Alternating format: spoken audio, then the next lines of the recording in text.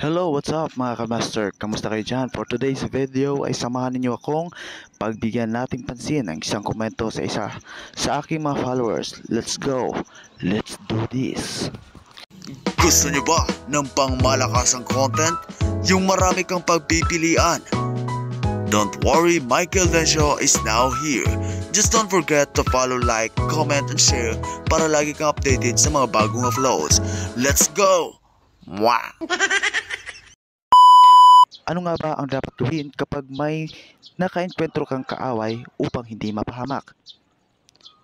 As a martial artist, isa sa mga kapatakaran namin ay huwag ipagmayabang ang nalalaman, huwag makipag-away at huwag gamitin ang nalalaman sa kahit saan o kahit kanino.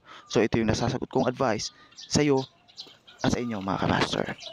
Ito ang 5 basic tips para di ka mapahamak sa mga ganitong sitwasyon. Una, huwag kang makipag-away.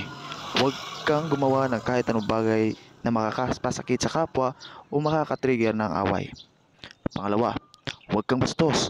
Dahil ang pagiging bastos ay isa sa mga dahilan ng gulo o ugat ng gulo.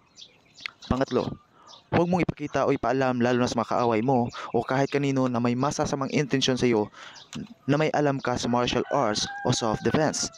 Bakit? Dahil kapag alam na ng mga kaaway mo na may alam ka at sila'y wala, may malaking posibilidad na di ka niyan o di na yan sila makikipag-away sa iyo ng patas o harap-harapan.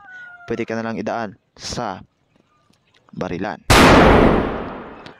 Pang-apat, kapag nasa harapan mo na ang iyong mga kaaway o mga kaaway mo o mga taong may masasamang intensyon sa iyo, ay tumakbo ka. Huwag kang makipag-away dahil ang pagtakbo ay hindi nangangahulugang ikaw ay duwag. Sapagkat ang pag-iwas anumang gulo ang pinakamabisang paraan upang di ka mapahamak. Pang-5, kapag wala ka na matakbuhan, di ka na makaalis o wala ka ng tsansa na makaiwas pa, saka mo pa ilabas o gamitin ang nalalaman mo o sandata mo upang ipaglaban ang iyong sarili. Sapagkat ang paglaban sa sarili ay walang kasalanan sa batas. Sapagkat ito ay ginamit mo lang upang proteksyonan ang iyong sarili ayon sa Article 11 ng Revised Penal Code na ang pagtanggol sa sarili o self-defense ay hindi tinuturing na isang krimen sa ilalim ng mga batas ng Pilipinas. Ito ay naglalayong protektahan ang mga individual na nagtatanggol sa kanilang sarili, kanilang pamilya, kanilang ari-arian, laban sa hindi makatarungang atake o panganib. Guys, mga kamaster, yan lang ang mga advice ko para sa video na ito.